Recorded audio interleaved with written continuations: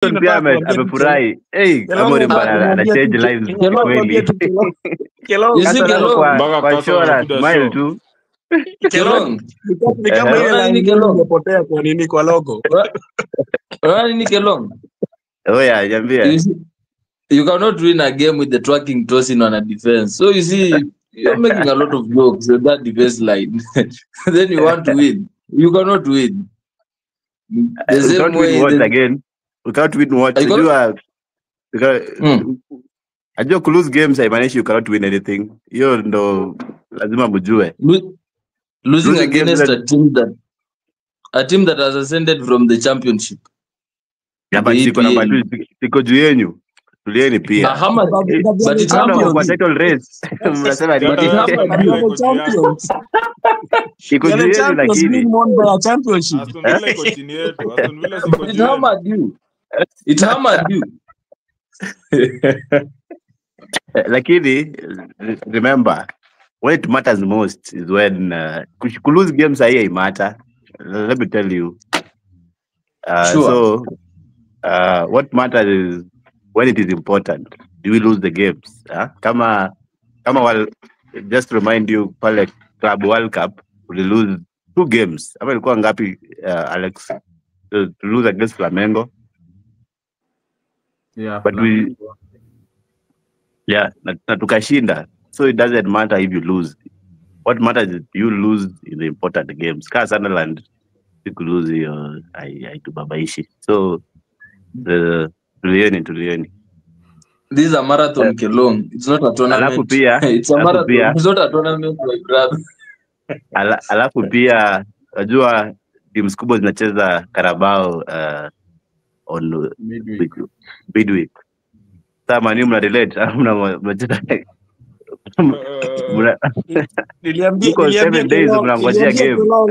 Jalala, niliambia Kelong amerudishwa factory setting. Sasa lazima ongee kuhusu history. Lazima ongee history.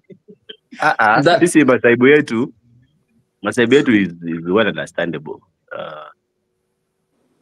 Number one, our defense, our proper defense cycle, that is all will. So we'll struggle atuku bloss at that part.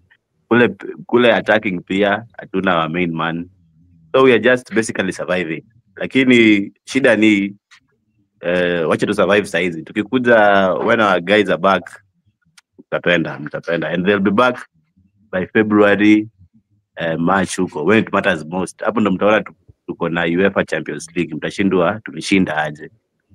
And you'll come. Liam Delap, I think, will be back midweek weekend. Will be back in training. Yeah, because we're clearly missing Liam Delap. That nafanya Pedro struggle. So I think by December we should have hit the ball running. And why are you not talking about Garnacho? Sijasikia mtu wa Chelsea akiongea kuhusu Garnacho.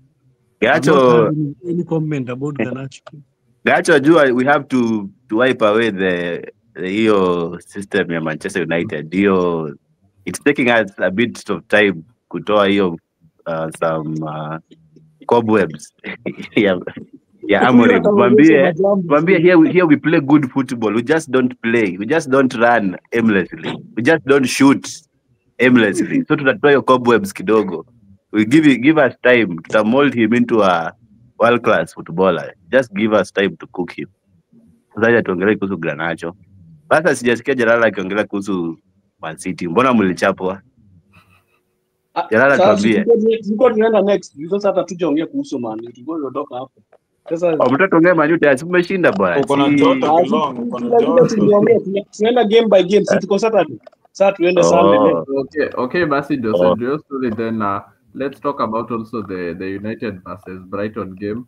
And for years mtakuwa mkichapa Brighton, but this weekend hapo you guys will chapa Brighton 4-2 victory hapo, and Mbumo was the star of the show. And for me, as I say, what's changed about United is that the keeper in Lamens is not making the mistakes that Onana makes.